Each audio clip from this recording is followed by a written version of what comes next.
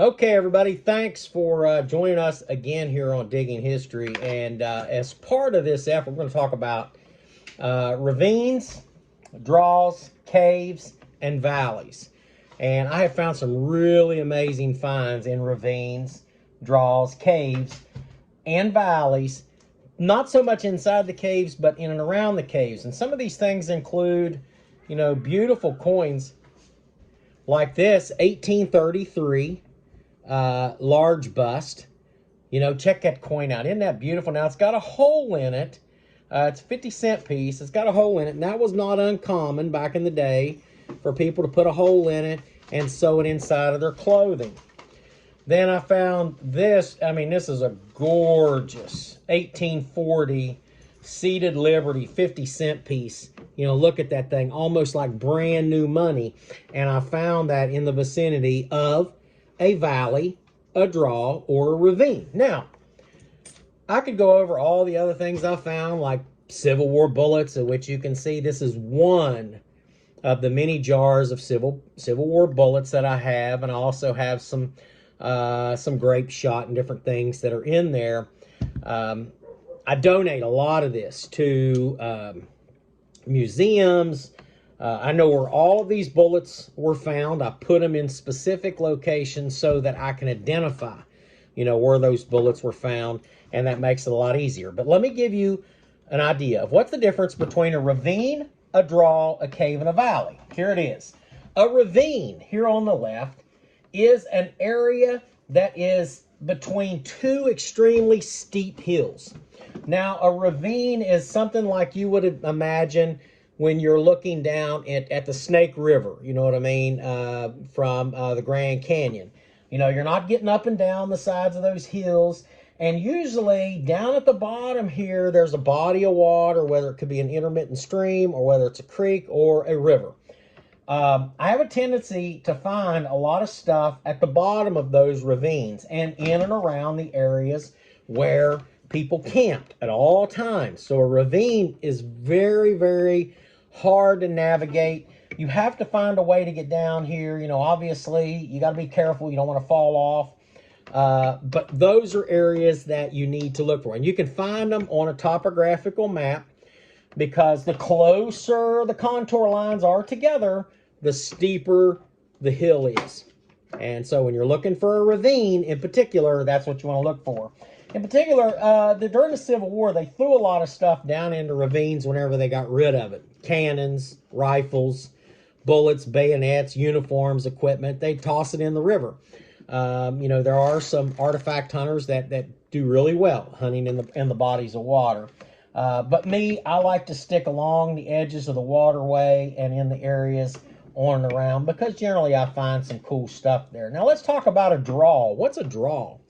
A draw is an area that's a gradual slope that goes up into a hillside. So if you see two hills that come together like this, and up there you'll see, you can walk along the sides of a draw. You can go up and down and in around this area. These made really good places to camp, to hide, to get water sources, and also to be able to hunt game. So a lot of people would travel around these draws, you know what I mean? And they'd slip or they'd fall and they'd drop something.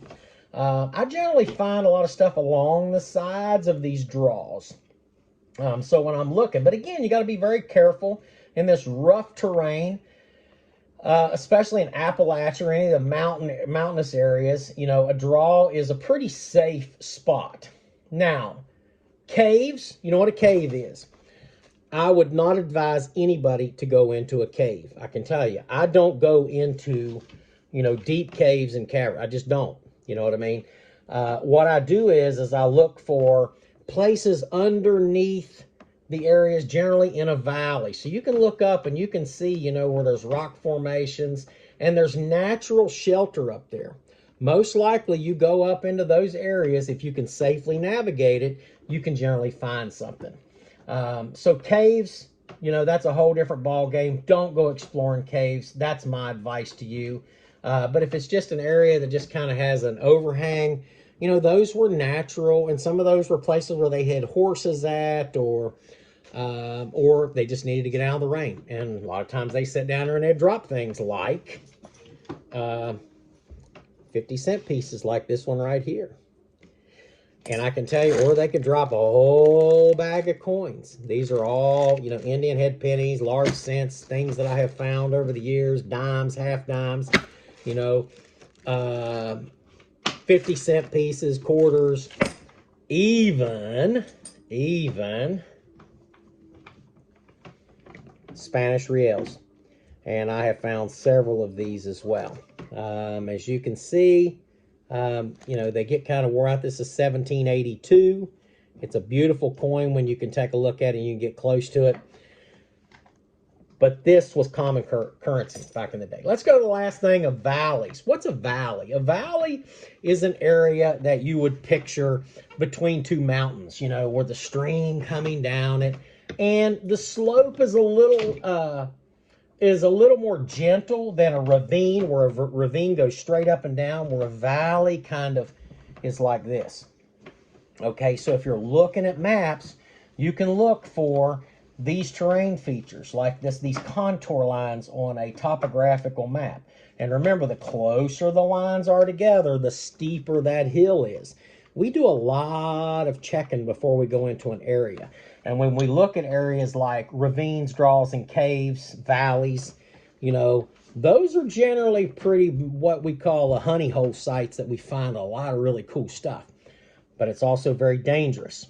And you've got to be careful, and you've got to bring a friend, and you also need to be prepared if something happens to you. You know, I carry a lot of rope. I carry, you know, blankets and first aid kits and water and all kinds of stuff. So in case something happens, I slip and fall, and I got to spend the night in a ravine or a valley, then I can do that, you know, relatively safely. So I wanted to bring this out and show you this because this show is about ravines, draws, caves, and valleys, which are very common to rural Appalachia and in more mountainous regions. But these are generally good spots that you can find some fairly cool artifacts. You just got to do it safely. But remember, folks, you can't find anything sitting on the couch. If you want to get out and find really cool things like this, then you need to get up off the couch and go do it. Now, if you need some motivation or you'd like to talk to me, you can reach out to me at James McCormick at WV Purple Heart 1863. That's WV, as in West Virginia, Purple Heart 1863 at gmail.com. I'd be happy to answer any of your questions. And keep watching us on Digging History, where we're not only going to show you the cool things that we find, we're not only going to bring Bravo, the service dog, involved into this, but we're also going to teach you a little bit about geography and about the difference between ravines, draws, valleys, and caves. Remember, folks, be safe, God bless, and have a great day.